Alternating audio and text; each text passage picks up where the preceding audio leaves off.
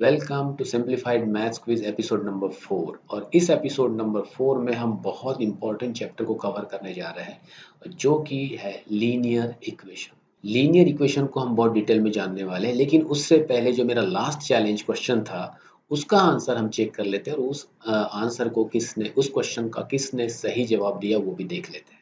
तो हमारा last question था ये आपके स्क्रीन पर, इसके 4 ऑप्शंस भी थे और ऑप्शंस में से सही जवाब था डी 33। यस, तो डी 33 ये हमारे लास्ट चैलेंज क्वेश्चन का सही जवाब था। इसका सही जवाब दिया है रुद्र रितपुरकर ने और स्वानंद टाकलकर ने। तो कॉन्ग्रेचुलेशंस एंड तो आज हम स्टार्ट कर रहे हैं episode number 4 linear equation part 1। Part 1 इसलिए क्योंकि इसके 2-3 पार्ट और बन सकते हैं, क्योंकि लीनियर इक्वेशन एक क्लास में या 15 मिनट में या 20 मिनट में सीखने वाला चैप्टर नहीं है। ये बहुत वास्ट चैप्टर है और आगे में बहुत ही काम में आने वाला चैप्टर है। टॉपिक शुरू करने से पहले मैं आपको एक रिक्वेस्ट कर लेता हूँ कि अगर आपको मेरे वीडियो पसंद आते हैं तो आप उसको लाइक कीजिए, मेरे चैनल को सब्सक्राइब जरूर कीजिए और अगर आपको लगता है कि ये वीडियो किसी और के काम आ सकता है तो उसको शेयर जरूर कर दीजिए। तो चलो चलते हैं कि लीनियर इक्वेशन आखिर होता क्या है। लीनियर इक्वेशन के नाम से हमको ऐसा लगता है कि लीनियर इक्वेशन मतलब एक्स वाई जेड सारे आएंगे, उसको प्लस माइनस कैसे करेंगे। तो लीनियर इक्वेशन देखने में कैसा होता है तो देखिए आप कैसा होता है। लीनियर इक्वेशन में एक्स है, 5 है, 8 है, मतलब नंबर्स अलग अलग हो सकते हैं। यहाँ पे मैंने 5 और 8 लिया हूँ, यानी वहां पर अल्फाबेट्स रहेंगे X Y Z P Q R, कोई भी अल्फाबेट्स रह सकते हैं और नंबर भी रहेंगे। और एक चीज हमेशा जरूर रहेगी वो है इक्वल टू साइन। अब लीनियर इक्वेशन, थोड़ा सा लीनियर इक्वेशन की मैं स्टार्टिंग बता देता हूँ कि लीनियर इक्वेशन हम कहाँ से पढ़ रहे हैं। स्टैंडर्ड 6 से स्टार्ट होता है लीनियर इक्वेशन। लीनियर इक्वेशन का एक अलग से चैप्टर नहीं है क्लास 6 में। क्लास 6 में अलजेब्रा नाम से एक चैप्टर है, उसके अंदर ही उन्होंने लीनियर इक्वेशन को समझाया है। लेकिन जैसे ही हम क्लास 7 में जाते हैं तो एक अलग से चैप्टर आता है सिंपल इक्वेशन, जिसमें हम लीनियर इक्वेशन का ही थोड़ा सा एडवांस रूप देखते हैं। और क्लास 8 में linear equation in one variable एक अलग से चैप्टर है। तो यानी 6 से लेके तो वो लीनियर इक्वेशन हमारा स्टार्ट हो जाता है हमारे सिलेबस में और हर बार आता है 6, 7, 8, 9, 10, 11 तक। जब भी आप पढ़ोगे, जितना भी आप मैथ्स पढ़ोगे, लीनियर इक्वेशन आपके साथ हमेशा रहेगा। तो लीनियर इक्वेशन को बहुत अच्छे से देखना है, बहुत ही इंपॉर्टेंट चैप्टर है। मैं पर्सनली एक चीज आपको बता रहा हूँ कि हमेशा मैं इंपॉर्टेंस दिया हूँ दो चैप्टर को। दो चैप्टर बहुत ही इंपॉर्टेंट है हमारे सिलेबस में, एक है इंटीजर और दूसरा है लीनियर इक्वेशन। देखो, दूसरे चैप्टर्स इंपॉर्टेंट नहीं है ऐसा नहीं बोल रहा हूँ, लेकिन सारे जो चैप्टर्स है ये लीनियर इक्वेशन और इंटीजर के इर्द गिर्द ही घूमते रहते हैं। मतलब हर चैप्टर में आप लीनियर इक्वेशन और इंटीजर को किसी ना किसी रूप में जरूर देखोगे। इसलिए अगर लीनियर इक्वेशन और इंटीजर का पार्ट आपका अगर सॉलिड है तो आगे आने वाले सारे क्वेश्चन या चैप्टर्स जो टॉपिक्स है वो आपको बहुत अच्छे से समझ में आएंगे। तो ये linear equation one of the most important chapter है जिसको हम एकदम स्टार्टिंग से देखने वाले हैं। अच्छा, तो बात करते हैं कि 6th ऑनवर्ड्स से हमको स्टार्ट होता है लीनियर इक्वेशन। और लीनियर इक्वेशन देखने में कैसा होता है तो आपके स्क्रीन पे दिख रहा है कि उसमें वेरिएबल है, प्लस है, माइनस भी आ सकता है, 5 है, 8 है, मतलब नंबर्स आएंगे और इक्वल टू साइन। तो क्या आपको ऐसा लगता है कि ये लीनियर इक्वेशन अचानक से क्लास 6th में आ गया है? नहीं, इस लीनियर इक्वेशन को हम पढ़ रहे हैं स्टैंडर्ड 1 से। आप यकीन करोगे, हम लीनियर इक्वेशन को स्टैंडर्ड 1 में भी पढ़े हैं। कैसे पढ़े दिखाऊं? चलो देखते हैं। स्टैंडर्ड 1 में हमने पढ़े हैं इस तरीके का लीनियर इक्वेशन जिसमें फिल इन द ब्लैंक है, बॉक्स है, प्लस है, 5 है, इक्वल्स टू 8 है। स्टैंडर्ड 1 और 2 में ऐसे ही क्वेश्चंस आते हैं। यानी हमको यहाँ पे क्या करना पड़ता है कि ये जो बॉक्स में, इस बॉक्स में हम क्या लिखे कि आंसर 8 आए, हमको ये सोचना पड़ता है। ये तो भी क्लास 1, 2, 3 का क्वेश्चन है। ये भी एक लीनियर इक्वेशन है, सिर्फ फर्क इतना है कि इन्होंने बॉक्स के जगह पे क्या लगा दिए है, एक्स लगा दिए है। यानी बॉक्स में भी अननोन वैल्यू आने वाली, जो हमको पता नहीं, 1 आएगी, 2 आएगी, 3 आएगी, 4 आएगी, क्या आएगी पता नहीं है। वैसे ही एक्स के जगह पे मैं क्या लिखूं ये भी मुझे पता नहीं। लिखने का तरीका बदल गया है, लेकिन आप ये सोचो कि जो लीनियर इक्वेशन आप 6, 7th में पढ़ रहे हो वो लीनियर इक्वेशन आप 1, 2, 3 में भी पढ़ चुके हो अलग रूप में। ठीक है, अगर मैं देखा जाए इसका आंसर तो बॉक्स में क्या आना चाहिए, 3 आना चाहिए। अगर मैं 1 लेके देखूंगा तो 5 + 1 6 हो जाएगा, 8 नहीं आ रहा है। 2 लेके देखूंगा तो 5 + 2 7 हो जा रहा है, 8 नहीं आ रहा है। जब मैं 5 + 3 करूंगा तो 8 आएगा, मतलब बॉक्स में आना चाहिए नंबर 3। ये हो गया हमारा स्टैंडर्ड 1 2 3 के हिसाब से सोचने का तरीका। लेकिन लीनियर इक्वेशन को सॉल्व करने के लिए बहुत सारे अलग अलग तरीके हैं, सामने हम देखने वाले हैं कितने तरीके हैं, और उसमें से कौन सा परफेक्ट तरीका है वो भी हम देखने वाले हैं। तो ये हो गया कि लीनियर इक्वेशन हम आज से नहीं, हम स्टैंडर्ड 1 से पढ़ रहे हैं, तो डरने वाली कोई बात नहीं है। लीनियर इक्वेशन अपना ही है, घर का ही आदमी है, बहुत अच्छे से पढ़ने वाला। अब देखते हैं कि और अलग अलग टाइप के लीनियर इक्वेशन कैसे होते हैं। ये भी एक लीनियर इक्वेशन है, ये भी एक लीनियर इक्वेशन है, और ऐसा खतरनाक वाला भी एक लीनियर इक्वेशन है। मतलब यहाँ पर लीनियर इक्वेशन में आप देखोगे एक कॉमन चीज आपको दिखेगी, एक वेरिएबल जरूर दिखेगा आपको, x है, y है, z है, ऐसे कोई भी वेरिएबल भी आ सकते हैं, और इक्वल टू साइन भी रहेगा। तो ये सारे लीनियर इक्वेशंस है। अब देखते हैं थोड़ा सा लीनियर इक्वेशन के पार्ट्स के बारे में, कि लीनियर इक्वेशन में जो पार्ट्स है, वेरिएबल है, कोएफिशिएंट है, ये कहाँ कहाँ होते हैं और उनकी पोजीशन क्या है। तो ये है आपके पास लीनियर इक्वेशन। लीनियर इक्वेशन में आप देख रहे हो 5x + 7 = 0। ये स्टैंडर्ड फॉर्म है लीनियर इक्वेशन का, मतलब चेहरा है लीनियर इक्वेशन का, कि लीनियर इक्वेशन कैसा दिखना चाहिए।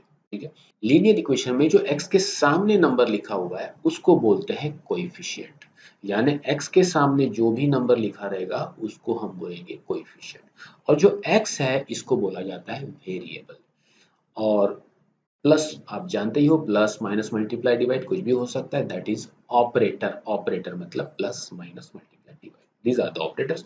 और 7 है कांस्टेंट। कांस्टेंट मतलब बदलता नहीं, उसके साथ x नहीं है, means it is simple purely number, so it is called constant. और एक नहीं भूलने वाली चीज, equal to sign. Equal to sign equation में जरूरी है, without equal to sign that expression can not be called linear equation. Okay, तो अब अब आप बताइए कि यहाँ पे लीनियर इक्वेशन में कौन वेरिएबल है, कौन कांस्टेंट है, कौन कोएफिशिएंट है। तो हम फिर से एक बार लाइन से फिर से देख लेते हैं। 2/3 क्या होना चाहिए, x के सामने लिखा हुआ नंबर, चाहे वो फ्रैक्शन में हो, डेसिमल में हो, रूट में हो, कैसा भी हो, x के सामने लिखे हुए नंबर को हम क्या बोलेंगे, कोएफिशिएंट। x क्या है, वेरिएबल है। माइनस आ गया, पहले ऑपरेटर था प्लस, अब माइनस आ गया, दैट इज ऑपरेटर। और 10 क्या है, कांस्टेंट। और एक चीज, इक्वल टू साइन।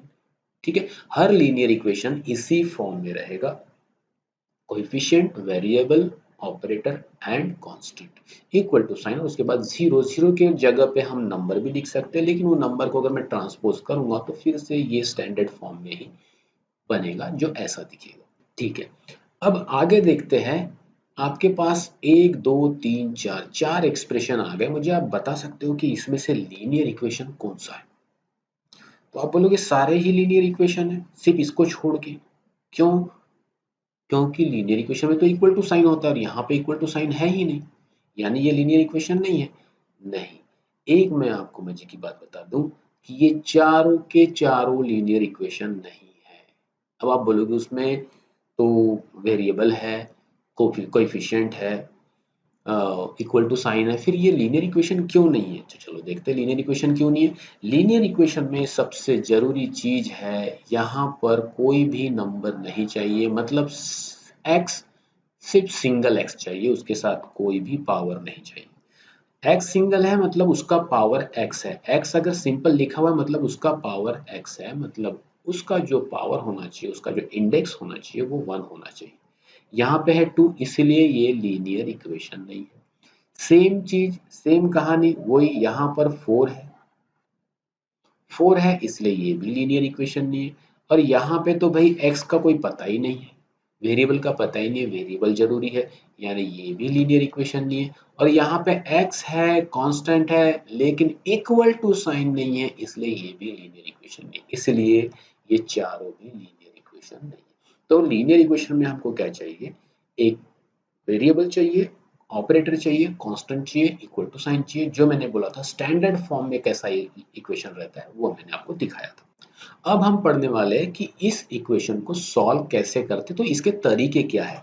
सबसे पहला तरीका है हमारे पास सबसे पहला तरीका आता है हमारा ट्रायल एंड एरर मेथड, जो अभी हमने किए थे स्टैंडर्ड 1 2 3 में जैसे हम पढ़ते थे वैसे ही हमको ट्रायल करना पड़ता है कि वहां पे x के जगह पे 2 लिख के देखो, 3 लिख के देखो, आंसर आया तो ठीक, नहीं तो बदल दो। जैसे ही आंसर आता है हम बोलेंगे कि x की वैल्यू वो है। ये इसको बोलते हैं ट्रायल एंड एरर मेथड। दूसरा मेथड है एलिमिनेशन मेथड। एलिमिनेशन मेथड मतलब x के साथ जो भी नंबर है उसको हमको हटाना पड़ता है। अब हटाने का तरीका भी है, वो भी बहुत सिंपल है, लेकिन हम जो एक मेथड पढ़ने वाले हैं वो मेथड है ट्रांसपोजिशन मेथड। यानी ट्रांसपोजिशन मेथड सबसे एडवांस है। यानी अगर आप 6 में 7th में 8 में जब भी आप ये पढ़ोगे, ट्रायल एंड एरर मेथड पढ़ोगे, एलिमिनेशन मेथड पढ़ोगे, लेकिन बाद में जो आपको मेथड पढ़ने वाली मतलब उसी के साथ पढ़ते हैं हम, उसमें जो मेथड है वो ट्रांसपोजिशन मेथड। ट्रांसपोजिशन मेथड फिर आपको हर बार हर क्लास 9 10th 11 12 जब भी आप मैथ्स पढ़ोगे ट्रांसपोजिशन मेथड ही आपको यूज करना है। तो हम जो हमेशा यूज होने वाली वही मेथड करेंगे जो कि है ट्रांसपोजिशन मेथड। तो ट्रांसपोजिशन मेथड में एग्जाम्पल को कैसे सॉल्व करते हैं वो हम देखेंगे। अब ट्रांसपोजिशन मेथड को सॉल्व करना है तो इसका थोड़ा सा मैं और एक थोड़ा डिटेल कर दूं। लीनियर इक्वेशन में ये जो इक्वल टू साइन होता है वो इक्वेशन को दो पार्ट में डिवाइड करता है, लेफ्ट हैंड साइड यानी इधर वाली साइड और राइट हैंड साइड मतलब इधर वाली साइड। लेफ्ट हैंड साइड में यहाँ पे कौन है x प्लस 5 और राइट हैंड साइड में कौन है 8। तो ये हो गई लेफ्ट हैंड साइड और राइट हैंड साइड। ऐसा मैं इसलिए बता रहा हूँ क्योंकि जब इसको सॉल्व करेंगे तो कुछ चीजें, कुछ एलिमेंट्स, कुछ टर्म्स, कुछ नंबर्स लेफ्ट हैंड साइड से राइट हैंड साइड में जाएंगे, राइट हैंड साइड से लेफ्ट हैंड साइड में जाएंगे, तो उसमें कुछ चेंजेस होने वाले हैं। तो इसी को बोलते हैं ट्रांसपोजिशन। ट्रांसपोजिशन मतलब एक नंबर या एक मैं कांस्टेंट बोलूं, वो अगर लेफ्ट हैंड साइड से राइट हैंड साइड में जा रहा है तो वो हो जाता है ट्रांसपोजिशन। उसमें कुछ रूल्स है, रूल्स भी हम देखने वाले हैं। तो आपको ये ध्यान में रखना है कि इक्वल टू के साइन का इधर का सारा एरिया मतलब लेफ्ट हैंड साइड और इक्वल टू साइन के इधर का एरिया मतलब राइट हैंड साइड, ये ध्यान में रखना। आगे जाके सिर्फ इसको मैं बोलने वाला हूँ LHS और RHS। अब हम देखेंगे एक एक करके कि ट्रांसपोजिशन कैसे किया जाता है, ट्रांसपोजिशन का रूल क्या है।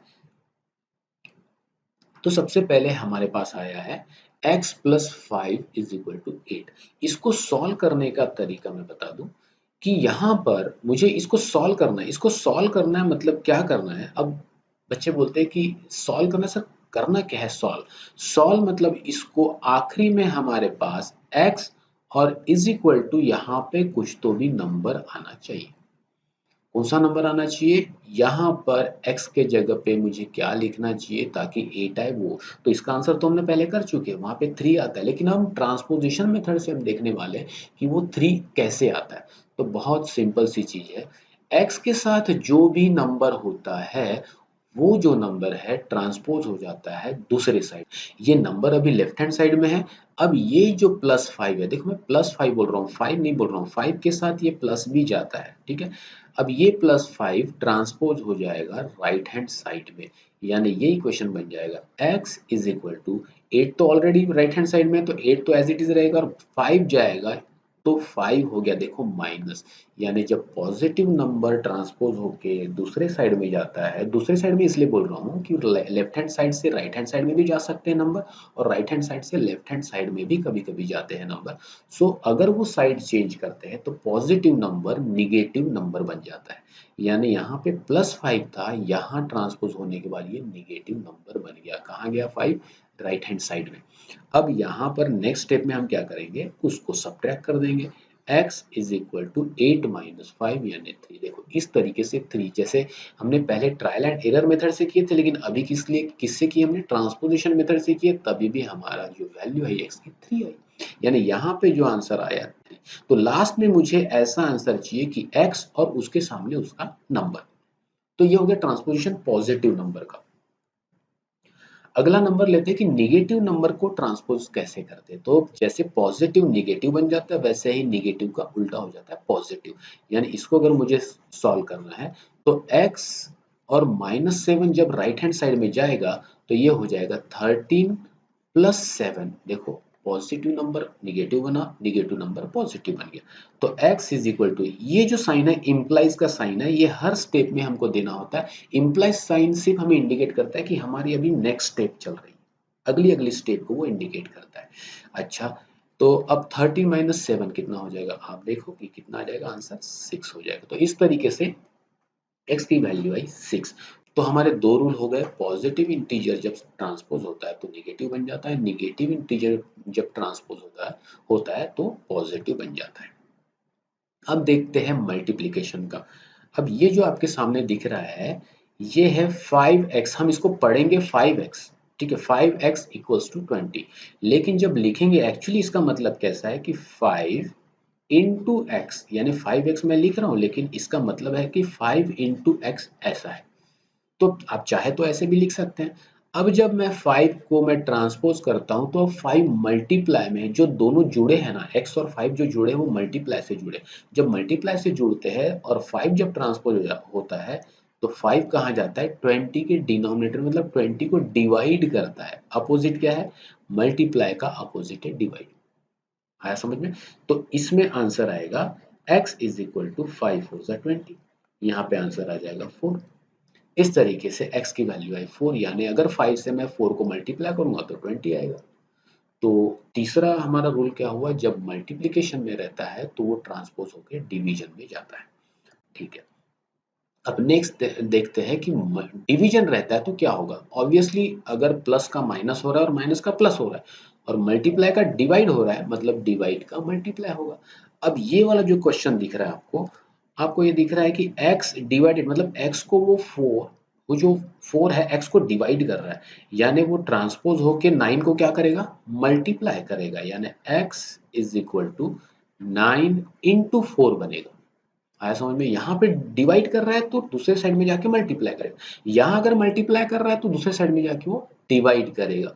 तो ये हो गया तुम्हारा 9 इंटू 4 और x इज इक्वल टू ये हो जाएगा 9 4 जा 36, आ गई वैल्यू। तो इस तरीके से हम ट्रांसपोजिशन से x की वैल्यू निकाल सकते हैं। ये बेसिक ट्रांसपोजिशन है जैसे आप देख रहे हो। यहाँ पे हमने 4 ट्रांसपोजिशन पढ़े। अगर +5 है तो यहाँ पे आकर वो -5 हो जाता है। ठीक है, ये पहला ट्रांसपोजिशन देखे। अगर -7 है या माइनस है तो यहाँ पे आके वो ट्रांसपोजिशन हो जाता है +7 हो जाता है। अगर 5 है मल्टीप्लाई में है तो यहाँ पे होके वो डिवाइड करता है इसको, और अगर 4 अगर डिवाइड में है तो वो यहाँ पे ट्रांसपोज होके 9 को मल्टीप्लाई करता है। तो ये 4 बेसिक ट्रांसपोजिशन है, और जो बाकी के जो ट्रांसपोजिशन है वो इसी के ही थोड़े से अलग रूप में यूज किए जाते हैं, लेकिन जो बेसिक ट्रांसपोजिशन है यही है। प्लस का हो जाता है माइनस, माइनस का हो जाता है प्लस, मल्टीप्लाई का डिवाइड और डिवाइड का मल्टीप्लाई। तो ये आपको बात समझ में आ गई। ठीक है, अभी देखते थोड़े से और एक दो एग्जाम्पल देखते हैं जिससे आपको पूरी क्लियर आइडिया आ जाएगी, और तब उसके बाद हम क्विज को स्टार्ट करते हैं। अब यहाँ पे देख रहे हो कि x जो है वो राइट हैंड साइड में आ गया है।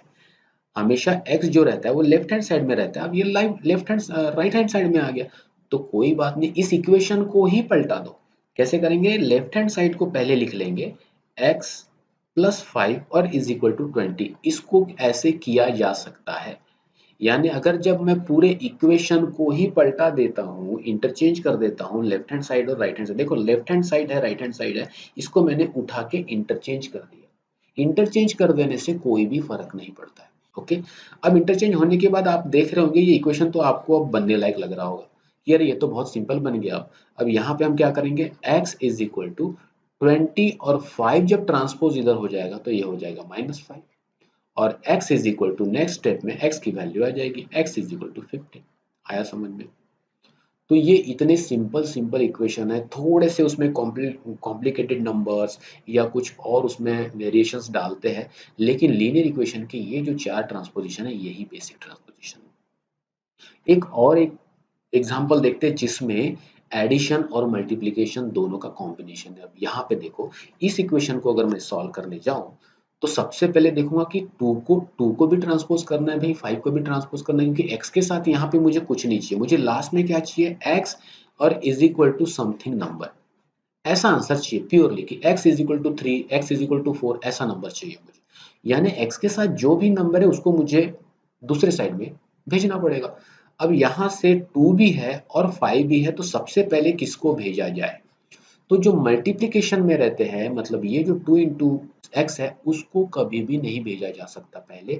सबसे पहले जो अलग से नंबर लिखा हुआ होता है उसी को भेजा जा सकता है। अब यहाँ पे प्लस 5 है, प्लस 5 है तो ये ट्रांसपोज होके क्या बनेगा, -5 बनेगा दूसरे साइड में। यानी ये इक्वेशन बनेगा 2x अभी फिलहाल वहीं पे रहेगा। एक साथ हम किसी को भी ट्रांसपोज नहीं करना है, कभी कभी कभी करना पड़ सकता है लेकिन यहाँ पे नहीं कर सकते। तो ये हो जाएगा 15 - 5। देखो पहले हमने आराम से क्या किया, 5 को ट्रांसपोज किया। अब दूसरे स्टेप में इसको माइनस भी कर लेते हैं, तो 2x इज इक्वल टू 15 - 5 हो गया 10। देखो अब ये और सिंपल इक्वेशन बन गया। अब 2 के साथ हमारे पास x है, अब 2 को जब ट्रांसपोज करेंगे तो वो मल्टीप्लाई में, आप जानते हो कि 2x मतलब 2 इंटू एक्स होता है, तो 2 जब उसको मल्टीप्लाई कर रहा है मतलब इधर आके वो डिवाइड करेगा। तो ये हो जाएगा x is equal to 10 divided by 5, sorry 10 divided by 2। और जब मैं 2 से डिवाइड करूंगा 10 को तो आंसर आ जाएगा 5। देखो इस तरीके से मेरा आंसर आया कि x के जगह पे जब 5 रखूंगा तो वो स्टेटमेंट ट्रू होगा।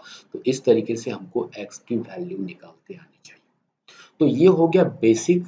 इससे भी बहुत मुश्किल मुश्किल क्वेश्चन है, बहुत कॉम्प्लिकेटेड क्वेश्चन है, वो हम सब करने वाले। लेकिन अगर इसमें अगर आपकी प्रैक्टिस अच्छे से हो गई तो आगे आने वाले सारा एग्जाम्पल आपको बहुत सिंपल लगेगा। तो ये हो गया बेसिक नॉलेज। अब चेक करते हैं, अब स्टार्ट करते हैं हमारा क्विज। क्विज में सबसे पहला क्वेश्चन आपके लिए आ रहा है, क्वेश्चन नंबर 1, और and your time starts now.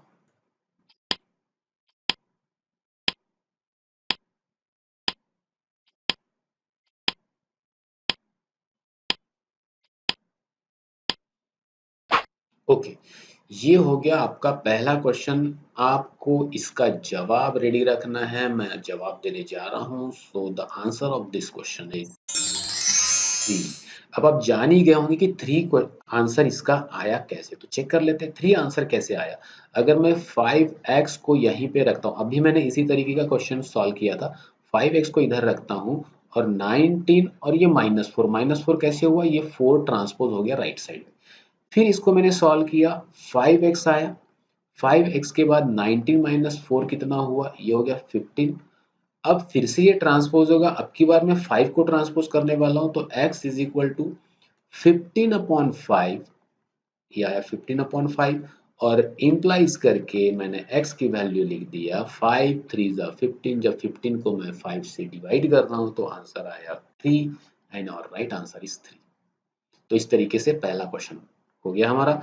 Let's see the question number 2। Again आप रेडी हो जाए क्वेश्चन नंबर 2 को सॉल्व करने के लिए। क्वेश्चन नंबर 2 आपके स्क्रीन पे आ रहा है। This is your question number 2 and your time start now. कोशिश करना है, नहीं भी आता तो मैं बताने वाला ही हूँ कैसे सॉल्व होता है।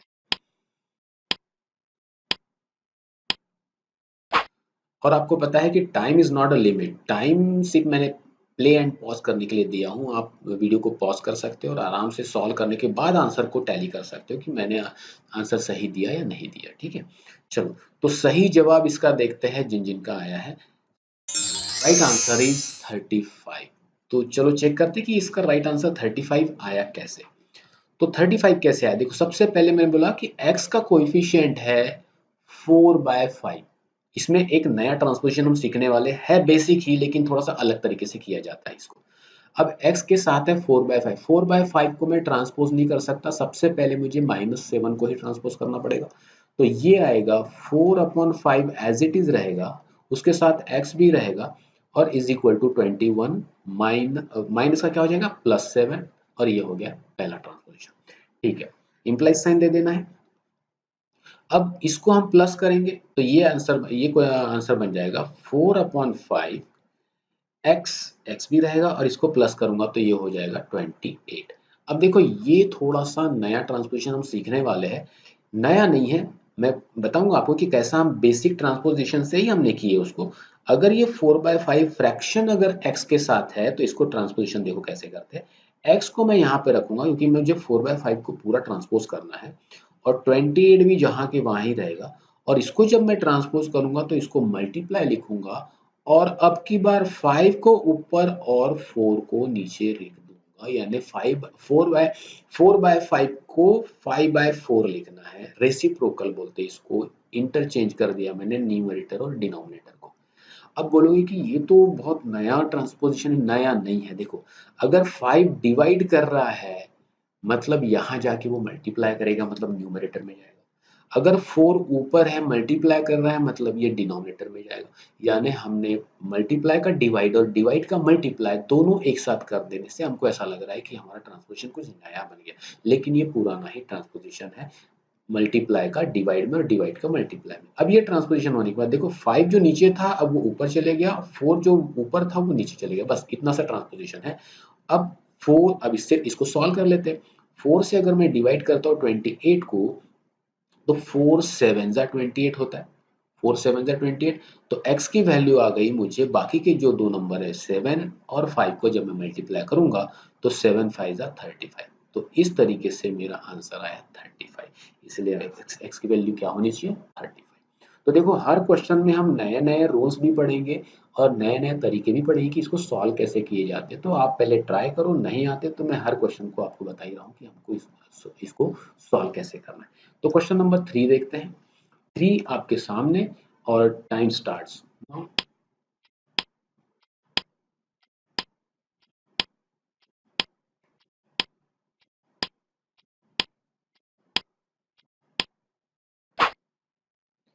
ओके, टाइम होने के बाद अभी हम देखते हैं इसका सही जवाब क्या है। इसका सी 75।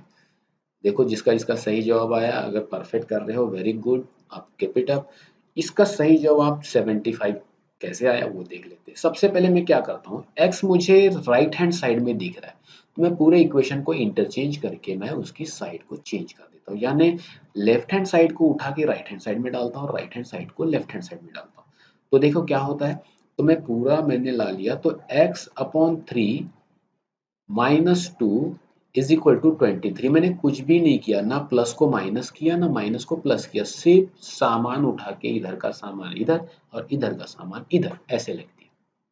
क्यों लिखा, क्योंकि मुझे x हमेशा लेफ्ट हैंड साइड में चाहिए। हम x को राइट हैंड साइड में रख के भी सॉल्व कर सकते हैं, लेकिन हम एक आदत बना ले कि x मेरा लेफ्ट हैंड साइड में रहेगा तो आपको आगे में वो तकलीफ कम होगी, हमारा दिमाग जल्दी जल्दी चलेगा कि हमको एक ही आदत हो जाएगी कि हमारा x लेफ्ट हैंड साइड में, बाकी सारे नंबर को हमको राइट साइड में ट्रांसपोज करना है।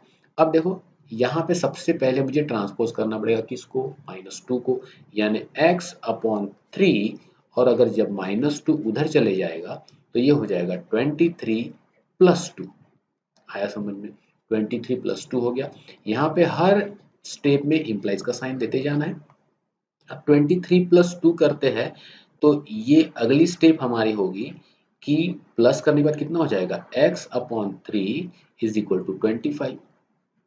अब देखो ये डिवाइड वाला ट्रांसपोजिशन आ गया, 3 डिवाइड कर रहा है मतलब दूसरे साइड में जाके वो मल्टीप्लाई करेगा, यानी x इक्वल्स टू 25 इंटू 3 होगा, राइट, क्योंकि यहाँ पे डिवाइड कर रहा है मतलब दूसरी जगह जाके वो क्या करेगा, मल्टीप्लाई। तो इसका आंसर आएगा, या यहाँ पे लिख देते हैं हम, x इज इक्वल टू 75, यानी हमारा आंसर सही क्या आना चाहिए, 75।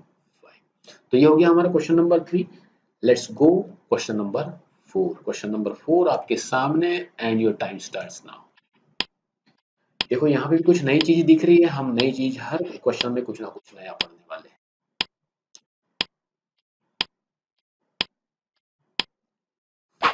ओके, तो देखते हैं इसका सही जवाब क्या है। सही जवाब है 6। तो ये क्वेश्चन ऑलमोस्ट क्वेश्चन नंबर 3 वाला बोलो, 3 के समान ही, लेकिन यहाँ पे सिर्फ ये जो नंबर दिया है, कौन सा, ये जो नंबर दिया हुआ है ये आपको दिया हुआ है मिक्स्ड फ्रैक्शन में। अगर फ्रैक्शन से रिलेटेड या इंटीजर से रिलेटेड या और कोई बेसिक जो चीजें हैं वो अगर देखना है तो आप मेरे प्रीवियस वीडियो देख सकते हैं, मेरे चैनल में जाके वीडियो देख के आप वहां से सीख के फिर इसको फिर से कंटिन्यू कर सकते हैं। ओके, तो अब इसका पहला है कि ये मिक्स फ्रैक्शन है, इसको हमको कन्वर्ट करना पड़ता है इम्प्रॉपर फ्रैक्शन में। अगर आप सिक्स, ये फिफ्थ में भी कभी कभी पढ़ाया जाता है, मिक्स फ्रैक्शन को इम्प्रॉपर फ्रैक्शन में कन्वर्ट करने के लिए 2 इंटू मैं 3 करूंगा और 3 में मैं +1 करूंगा, यानी ये हो जाएगा 2 3 6, 6 + 1 7, यानी इसका आंसर आएगा, इधर लिख रहा हूँ मैं थोड़ा सा, तो ये हो जाएगा 7/2 x + 16 = 37। अब देखो ये पिछले बार किया हुए क्वेश्चन के समान ही दिख रहा है। मैं 16 को ट्रांसपोज करूंगा और 7/2 को 2/7 करने वाला हूं, जैसे मैंने एक क्वेश्चन में किया था। तो यहाँ पर अब मैं नेक्स्ट स्टेप सॉल्व कर रहा हूँ। तो सब इस स्टेप में मैं क्या करूंगा, 16 को मैं ट्रांसपोज कर रहा हूँ, तो 7/2 x = 37 और 16 माइनस करूंगा यहाँ पर, क्योंकि वहां पे प्लस हो रहा है, मतलब यहाँ पे माइनस हो जाएगा। तो ये हो जाएगा 7/2 x = 37 - 16। अब 37 - 16 कर लेते हैं, तो ये आंसर आ जाएगा तुम्हारा। यहाँ पे मैं लिखता हूँ कि 7/2 x = 37 - 16, ये हो जाएगा 21। 21 होने के बाद फिर से मेरी नेक्स्ट स्टेप क्या रहेगी, ये जो नंबर है 7/2, इसको जब मैं ट्रांसपोज करूंगा तो इसका मुझे करना पड़ता है रेसिप्रोकल। रेसिप्रोकल मतलब न्यूमरेटर डिनोमिनेटर में चले जाता है, डिनोमिनेटर न्यूमरेटर में चले जाता है। तो यहाँ पे बच जाएगा सिर्फ x, क्योंकि मुझे 7/2 तो ट्रांसपोज करना है, और 21 इंटू, देखो 2 ऊपर लिखूंगा 7 नीचे लिखूंगा, है सिंपल। यानी यहाँ पर अगर फ्रैक्शन है तो इधर उसका रेसिप्रोकल हो जाता है।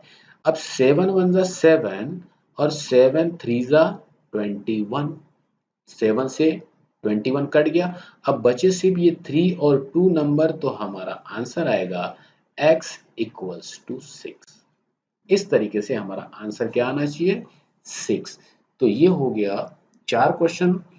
इस पर से आप समझ ही गए होंगे कि लीनियर इक्वेशन को कैसे सॉल्व करते हैं। ये बेसिक है, इसके बाद भी बहुत सारे उसमें अच्छे अच्छे क्वेश्चन आएंगे जिसमें ब्रैकेट रहेगा और बहुत लंबा क्वेश्चन रहेगा, उसमें इम्प्रॉपर फ्रैक्शन, डेसिमल भी आ सकते हैं, बहुत सारे कुछ आएंगे।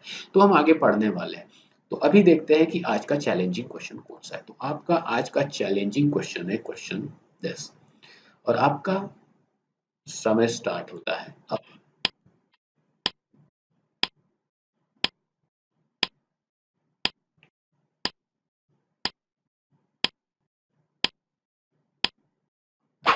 तो ये है आपका इस एपिसोड का चैलेंजिंग क्वेश्चन। इसका आंसर मुझे कमेंट बॉक्स में लिखना है। और एक और रिक्वेस्ट है कि जब आप आंसर लिखते हो तो आप अपना नाम लिखा करो और बाद में फिर आंसर लिखा करो। उससे क्या होता है कि अकाउंट हमारे मम्मी के अकाउंट से या पापा के अकाउंट से या भैया भाभी जो भी अकाउंट से बनता है, लेकिन मेन आंसर देने वाला कौन है उसका नाम मुझे पता चले।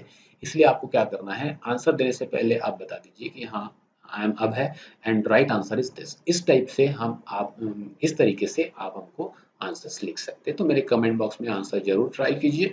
And thank you for watching my video. अगर आपको मेरे वीडियो पसंद आते लाइक शेयर और सब्सक्राइब कर दीजिए मेरे चैनल को। और फिर से मिलेंगे हम अगले एपिसोड में, एपिसोड नंबर 5 में। तब तक के लिए बाय बाय।